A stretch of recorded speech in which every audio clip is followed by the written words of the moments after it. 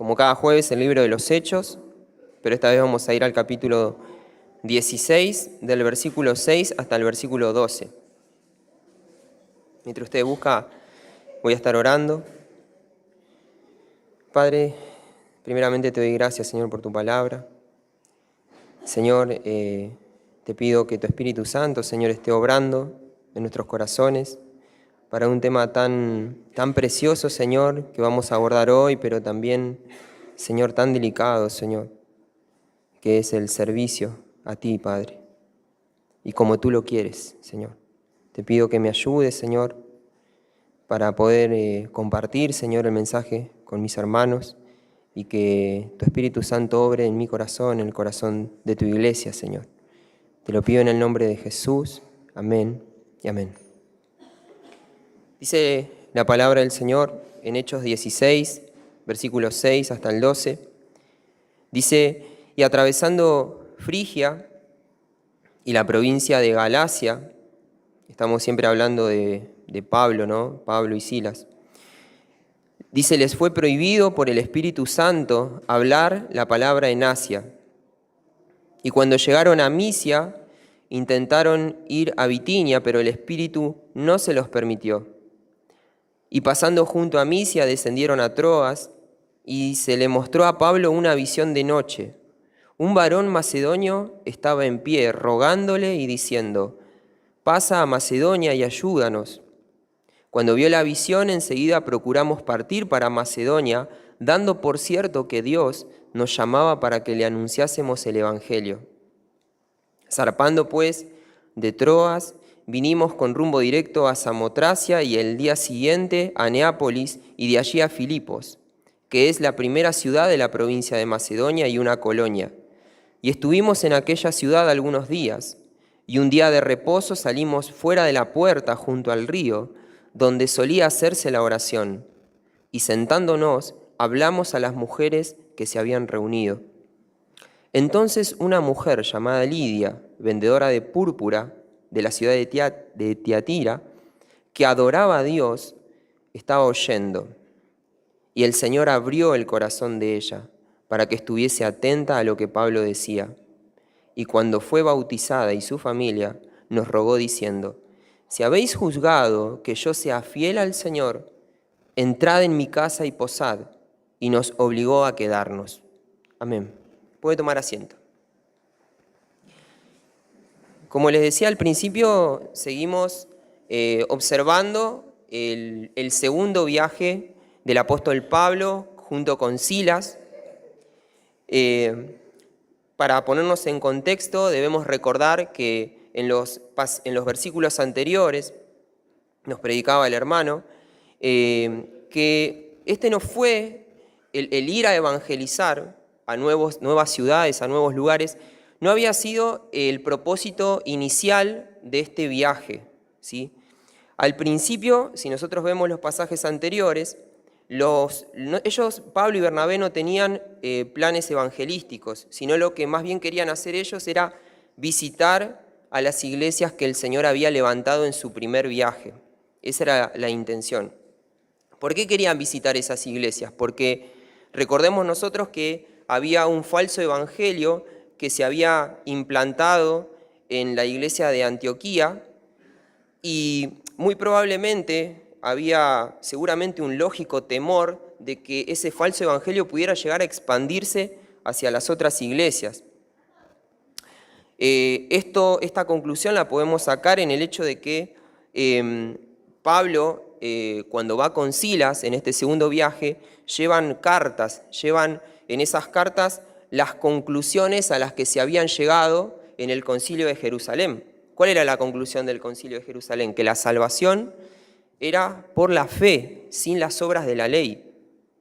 Y nosotros cuando vemos estas visitas, vemos que Pablo y Silas empiezan a entregar estos tratados. Siempre, ¿no?, que la verdad es expuesta. Esto vamos a ver en estos pasajes, lo vimos anteriormente también, que la iglesia empieza a crecer, nuevas personas se empiezan a convertir, justamente no por las cartas en sí, sino por lo que las cartas están diciendo, ¿no? Está están transmitiendo el Evangelio, estas cartas, estas conclusiones.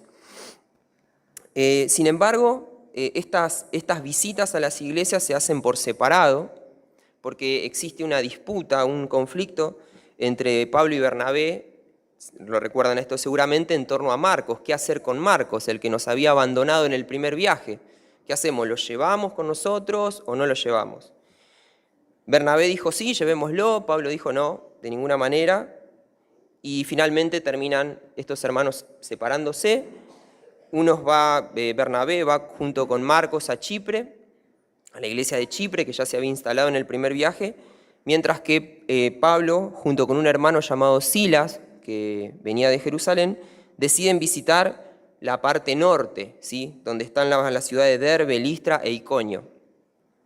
Así que a pesar de que estos hermanos van por separado, ¿sí?, a pesar de este conflicto, el Señor usa sus vidas, y la intención del Señor no era solamente fortalecer estas iglesias, sino también expandir el Evangelio a otras zonas, a otros lugares.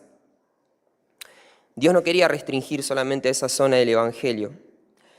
Y el pasaje que vamos a estar examinando hoy justamente se trata de esto, de cómo el Evangelio va a impactar en una ciudad nueva, ¿no?, que es la ciudad de Macedonia. Y vamos a ver el caso de una mujer que es salvada por el Señor, que es el caso de Lidia. Son varios pasajes, entonces lo que vamos a hacer es, para que sea cómodo, para llevadero, en primer lugar vamos a estar viendo entonces cómo Dios salva, cómo Dios hace para salvar a una persona. Eso se puede ver en este pasaje. Lo vamos a ver muy por arriba, pero después vamos a profundizar en el segundo punto, que son las evidencias de una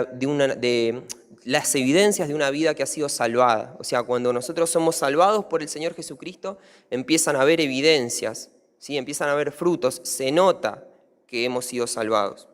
Y ese es el punto central de este pasaje, las evidencias.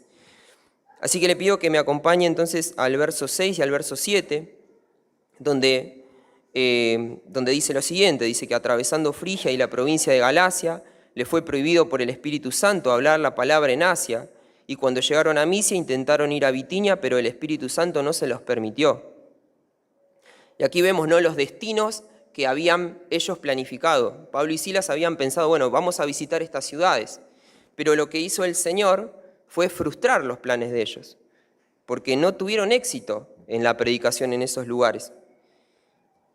Brevemente podemos decir acá que podemos ver que la salvación, como lo decimos a veces en algunas canciones, que la salvación es del Señor, que el Señor es el que determina a quién salvar y cuándo hacerlo, ¿sí?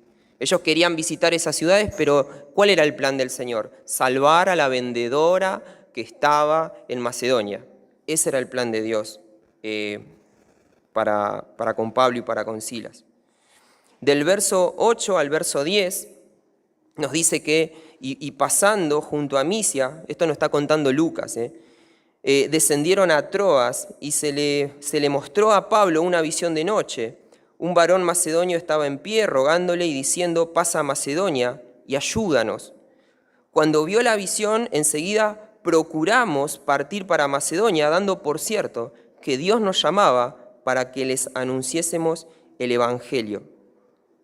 Y acá vemos también, ¿no?, cómo Dios opera la salvación, porque si bien Dios es soberano y Señor en la salvación, Dios utiliza personas para transmitir el mensaje del Evangelio. Utiliza personas de carne y hueso, hijos de Dios, pero personas como Pablo, como Silas, como vos o como yo, ¿sí?, somos los instrumentos para la comunicación del mensaje del Evangelio. Y vemos que este es nuestro llamado.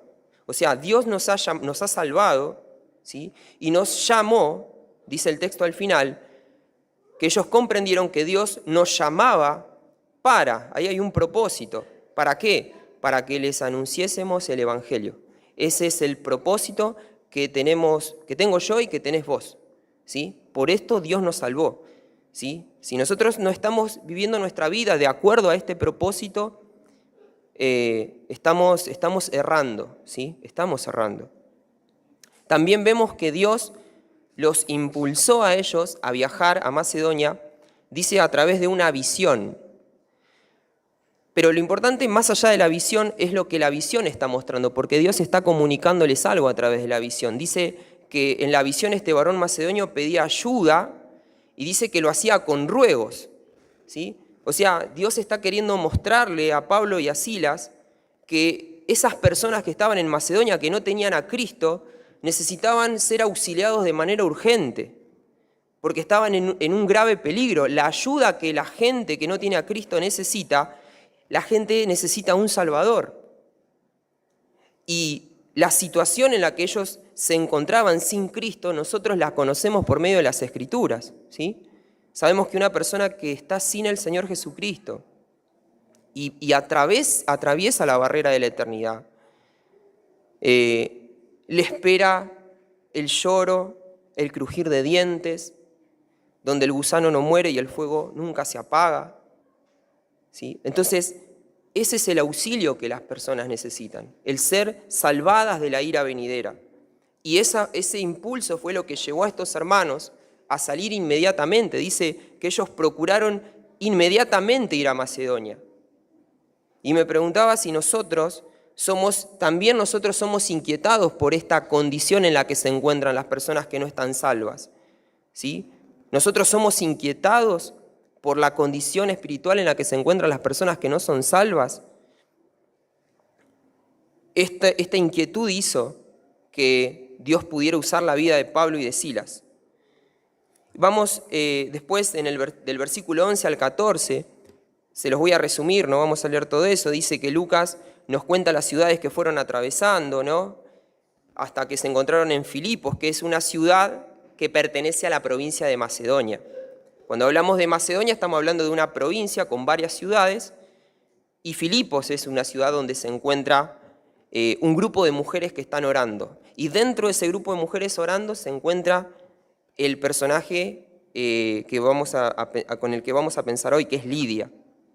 Bueno, están entonces los hermanos Silas, Pablo y Lucas, se encuentran con estas mujeres. El versículo 14, casi al final, dice, hablando ya de Lidia, vamos con Lidia ya, dice que Lidia estaba oyendo. ¿Y qué ocurrió? Acá vemos cómo Dios salva, El Señor abrió el corazón de ella para que estuviese atenta a lo que Pablo decía. Aquí vemos, en este fragmento podemos notar que para que Lidia pueda ser salva, ella debía estar atendiendo el mensaje del Evangelio. Pero hasta ese momento, ¿qué estaba haciendo Lidia? Lidia solamente estaba escuchando. Lidia escuchaba lo que Pablo decía. ¿Sí? Seguramente Pablo decía que eran pecadoras, que merecían la condenación eterna, que habían ofendido a un Dios santo. Pero todas esas palabras escuchadas, simplemente, hasta el momento, eran palabras huecas. Eran palabras huecas, sin sentido. Esta situación, Pablo la explica en 1 Corintios capítulo 2, versículo 14, donde dice esto, que el hombre en su estado natural, sin Cristo, no percibe las cosas que son del Espíritu de Dios, porque para él son locura y no las puede entender porque se han de discernir espiritualmente. Dios entonces, como dice el texto, para que Lidia pudiera ser sensible al mensaje del Evangelio, para que ella pudiera sentir dolor por su pecado, necesitaba que Dios intervenga, que Dios abriera su corazón, dice. Si Dios no interviene, la persona no puede reaccionar al mensaje del Evangelio. No puede entender lo terrible que es haber ofendido a Dios. No puede dolerse o no puede sentir temor de lo peligroso de una eternidad sin Cristo.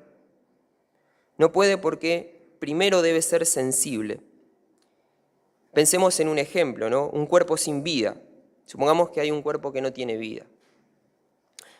y clavamos en la planta de sus pies una aguja, ¿va a reaccionar el cuerpo? No.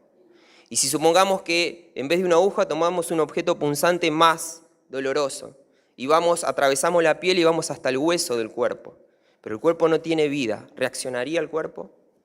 No, no va a reaccionar. ¿Por qué? Porque está muerto. Lo mismo pasa con las personas que están sin Cristo, con todo lo que hemos anunciado, ¿no? No pueden ser sensibles justamente porque están muertas. No reaccionan porque están en una muerte que no es física, es una muerte espiritual, y entonces no pueden reaccionar. Así ocurrió con Lidia, ella estaba espiritualmente muerta, por lo cual, como dijimos, era necesario que Dios le diera vida espiritual. Cuando Dios le dio vida espiritual, Lidia reaccionó y se dio cuenta que había pecado contra Dios y que era grave lo que había hecho. Esto es lo que Ezequiel dice en el capítulo 11, versículo 19.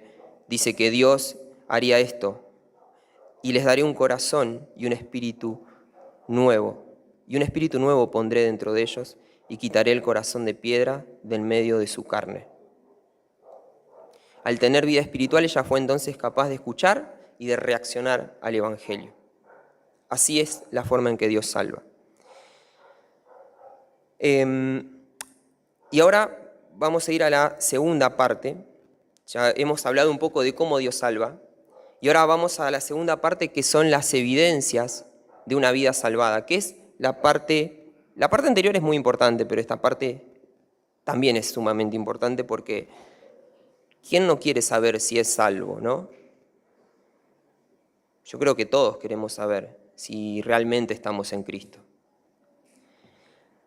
Y en esta segunda parte vamos a ver eso. Vamos a ver las señales que muestran que una persona ha sido salvada por el Señor Jesucristo. Y volvemos de nuevo con el ejemplo del cuerpo, ¿no? Vio que cuando un cuerpo está vivo, tiene signos vitales. Un cuerpo vivo, ¿qué hace?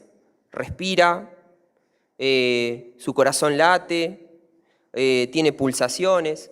O sea, hay signos que muestran que la persona tiene vida. Bueno, también hay una forma de saber si tenemos vida espiritual. También digamos que hay signos vitales que muestran si nosotros estamos o no estamos en Cristo. Y esto es lo que vamos a ver en el versículo 15. El versículo 15 es muy rico, está muy cargado de estas verdades. En el versículo 15 dice que, hablando de Lidia, ¿no? Ella entonces escuchó el Evangelio, Dios le abrió el corazón, entendió el Evangelio, entendió su pecado, confió en Cristo y dice, y cuando fue bautizada y su familia nos rogó diciendo, si habéis juzgado que yo sea fiel al Señor, entrad en mi casa y posad, y nos obligó a quedarnos. Y aquí vemos ciertas señales de que la salvación ocurrió en Lidia. Ya el Señor dijo, ¿no? Abrió el corazón de ella, eso es indiscutible que la salvó, pero acá están los signos. La primera señal que vemos en Lidia es la obediencia a Cristo. Y esto lo vemos, por ejemplo, en el hecho de que ella pide ser bautizada. El bautismo es una ordenanza del Señor, ¿sí? Y me hace recordar lo que pasó también con el etíope y Felipe, ¿recuerdan? Apenas el etíope creyó, dijo, ¿dónde hay agua para que yo? ¿Qué impide que yo sea bautizado? Decía, ya quería obedecer al Señor. Y esta es una señal de que hay conversión genuina. El anhelo del creyente verdadero es obedecer en este mandamiento, en el bautismo, pero también en todos los mandamientos que el Señor nos da. Esto también lo vemos en Ezequiel 11:20, que cuando Dios pone un corazón, ¿para qué Dios hace? ¿Para qué Dios abre el corazón de una persona? Dice, para esto, en Ezequiel 11:20, dice, para que anden en mis ordenanzas y guarden mis decretos y los cumplan. Entonces, si Dios hizo una obra, esto tiene que estar sucediendo en nuestras vidas. También dice, seguimos hablando de Lidia, dice que Lidia les rogó a ellos que los quería hospedar. Entonces dice que les rogó y hasta que llega a decir Lucas que nos obligó. Es como que Lidia fue reinsistente, quédense, seguramente Pablo le habrá dicho, no, ya nos tenemos que ir, no, quédense, y por cansancio les terminó ganando. ¿Sí? O sea, fue insistente, o sea, Lidia quería que ellos se queden. Y aquí vemos otra señal, que es, además de la obediencia, es el amor a los hermanos. Esa es otra evidencia de una vida transformada por Cristo, ¿no? El amor a los hermanos. Después de su conversión, esta hermana demuestra su amor cristiano hacia sus hermanos al buscar hacerles bien. Ella quiere hacerles un bien a los hermanos. En este contexto, hacerles el bien, es decir, quiere servir a sus hermanos. Ahí está el punto. Y en este contexto, en ese momento, servir, ser útil para ellos era darle hospedaje. Recuerden que ellos venían, eran como mochileros prácticamente, ¿no? Porque iban de una ciudad a otra, y de repente encontrarte con hermanos, ¿no? Que te brinden alojamiento. Primero, que te den un lugar seguro donde vos podés estar, ¿no? Que te den un techo, que te permitan higienizarte, que te den una cama, que te den comida. Era claramente un servicio en ese contexto. Bueno, esto nos permite a nosotros ver también otra señal, que es que la persona que ha sido convertida, como ama a sus hermanos, ¿qué busca hacer? Busca servirles, quiere servir a sus hermanos, ¿sí? Una persona que ha sido transformada por Cristo. Busca todo lo que esté a su alcance para servir a la iglesia, quiere servir a la iglesia, que son sus hermanos. Este es un buen parámetro para saber si nosotros estamos siendo fieles a Cristo, porque la palabra de Dios une el servicio a la fidelidad a Cristo. O sea, une el servicio, yo puedo saber si estoy siendo fiel a Cristo de acuerdo a mi servicio, a mis hermanos. Esto lo vemos en la tercera carta de Juan. Juan lo dijo así, dice, amado, fielmente te conduces cuando prestas algún servicio a los hermanos. Ahí tenemos otra evidencia, el servicio. Y podríamos nosotros hacernos algunas preguntas. Si nosotros, vos, yo, ¿estamos sirviendo a nuestros hermanos? Si buscamos insistentemente como Lidia algún área en la iglesia donde podamos ser útiles para nuestros hermanos. Y veamos que la idea que tiene Lidia del servicio no se limita, como por mucho tiempo quizá en otros contextos evangélicos hemos creído, ¿no? Que el servicio se limitaba a la plataforma, ¿no? Que el servicio no se limita, aunque servir de este lado de la plataforma también es servicio, pero el servicio a los hermanos sobrepasa este límite. La otra vez el pastor hablaba de barrer las hojas que están afuera, por ejemplo, ¿no? Eso es el servicio a los hermanos. Y bueno, esta es otra evidencia de saber si nosotros estamos en Cristo, ¿no? Nuestro servicio a los hermanos. Otra evidencia es algo que nos resulta extraño, porque Lidia pidió ser juzgada. Le dijo, júzguenme. Aquí vemos la humildad de Lidia, ¿no? Porque ella lo que hace es rebajarse a Pablo, a Silas y a Lucas, se rebaja a ellos y le dice, evalúen mi vida, evalúen. Pero ella no quería que la juzguen si cómo tenía el pelo o la ropa, como si le quedaba bien o le combinaba los colores de la ropa. Ella lo que quería que la evalúen era en esto. Ella esto es lo que quería saber. Si ella estaba siendo o no fiel al Señor. Eso quería saber ella. Dice así, Lidia dijo esto, si habéis juzgado que yo sea fiel al Señor. Y la Nueva Traducción Viviente lo traduce así, dice, si ustedes reconocen que yo soy una verdadera creyente en el Señor. Vemos entonces que Lidia desea saber si ella está dando frutos, si ella está caminando con el Señor. También es interesante la forma en que ella quiere chequear su fidelidad, la forma en que ella quiere saber si es fiel. ¿Cómo quiere saber ella si es fiel? Como dijimos recién, quiere que los hermanos la examinen, que examinen su vida, que la evalúen. Cuando algo se evalúa, lo que se busca es determinar si está bien o si ese algo es correcto. El único ejemplo que se me ocurrió fue el de un médico. Cuando un médico quiere saber el estado de un paciente, y supongamos que toma una muestra de sangre, ¿no? ¿Cómo hace para saber si el paciente está bien? Toma la muestra de sangre y compara sus valores con alguna regla, ¿no? Con los valores correctos que debería tener esa sangre. No me voy a meter en el tema de los glóbulos blancos porque no tengo ni idea, pero creo que tiene que ver con eso. Entonces toma la muestra y la evalúa de acuerdo a una regla, a lo que debería ser los valores de la sangre. ¿Y qué pasa? Si los valores dan por debajo de lo esperado, empieza la preocupación, ¿no? Porque hay algo que no anda bien. Esto que está haciendo el médico es juzgar. Está comparando el estado de la sangre con los valores correctos. Ahora, ¿creen ustedes que el paciente podría ofenderse ante esto? Podría decir, ay, está evaluando mi sangre. No, porque sabe el paciente que eso es para su propio bien. Pero nosotros vemos el término juzgar casi como una mala palabra, ¿sí? ¿Escucharon alguna vez la frase, ¿quién sos vos para juzgarme? Sí, ¿no? O quizá uno mismo la habrá dicho. Y de hecho en los contextos evangélicos se busca la manera de tergiversar pasajes de las Escrituras para evitar el juzgamiento, la evaluación de los hermanos, ¿no? También lo hemos visto también en otras iglesias. Pero el verdadero creyente, como Lidia, desea el juicio de los hermanos. Un creyente verdadero sabe que la observación de su vida por parte de sus hermanos, lejos de ser una ofensa, es una bendición. Es una bendición que creyentes verdaderos evalúen tu caminar con el Señor y el mío también. La regla que usa un creyente verdadero, ¿por qué? ¿Por qué es saludable esto para la iglesia? Porque lo que se está usando como regla son las Escrituras. Evaluamos nuestra vida de acuerdo a los valores de las Escrituras. Entonces, por eso es una gran bendición.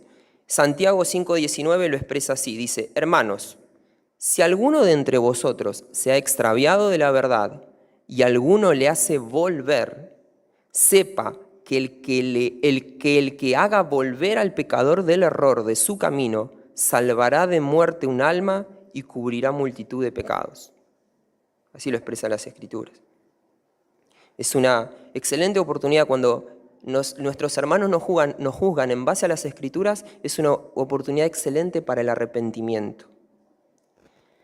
Así que el juicio de nuestros hermanos es un medio de gracia a través del cual Dios nos hace crecer en santificación. Qué bendición, ¿no? Es una bendición el juicio de los hermanos, la observación de los hermanos. Una señal de conversión entonces es desear el juicio de nuestros hermanos. Debemos desear esto, es de bendición para nosotros. Y para cerrar, para ir terminando, me gustaría analizar lo último que Lidia dice, ¿sí? Lo último, que es respecto de su fidelidad. Ella dice, si habéis juzgado que yo sea fiel al Señor, entrad en mi casa y posad. Repito, si habéis juzgado que yo sea fiel al Señor, entrad en mi casa y posad. Es como si Lidia estuviera diciendo, si no soy una verdadera creyente, prefiero no servir. Si no soy una verdadera creyente, prefiero no servir. Y esto parece contradecir lo que venimos diciendo, porque venimos diciendo, ¿no?, que el Señor se complace en el servicio y de repente nos encontramos con esta conclusión. Lo que sucede, hermanos, es que Dios, antes que nuestro servicio, como Lidia lo está diciendo, Dios lo que busca es nuestra fidelidad. La fidelidad precede al servicio. Dios lo que quiere es que seamos fieles a Él primeramente. Dios lo que quiere es nuestro amor hacia Él, antes que el servicio. ¿Por qué? Porque la iglesia no es una empresa. En una empresa, al dueño le da igual si vos lo amás o no lo amás, o no. ¿Qué quiere el dueño de la empresa? Que vos produzcas. Y si vos producís mucho, está todo bien. Si vos producís mucho, no pasa nada. Después le da igual si vos lo querés, lo amás, eso pasa a segundo plano. Pero no es así con Dios, porque el Señor no tiene empleados, el Señor tiene hijos. Y el deseo de Dios es que sus hijos lo amen. Así que antes del servicio tiene que haber un corazón transformado, como ocurrió con Lidia, que ame al Señor. ¿Por qué? Porque el Señor ya lo dijo claramente, dijo que el que me ama guarda mis mandamientos. El amor al Señor es lo único genuinamente que nos puede llevar al servicio, ¿sí? Lo único que nos puede generar un servicio que agrade a Dios es el servicio que proviene de un corazón que ha sido regenerado. Ese es el servicio que el Señor quiere de parte de nosotros. Así que antes de hablar del servicio, primero tenemos que hablar del Evangelio, de si nosotros hemos confiado en el Señor Jesucristo, si nos hemos arrepentido de nuestros pecados, si Dios ha abierto nuestro corazón como lo hizo con Lidia. Eso es lo primero que tenemos que estar examinando para poder servir. Esa es la palabra que quería compartir con ustedes y vamos a estar orando al Señor. Padre, te doy gracias, Señor, por tu palabra. Señor, te pido, Padre Celestial, que nos ayudes, Señor,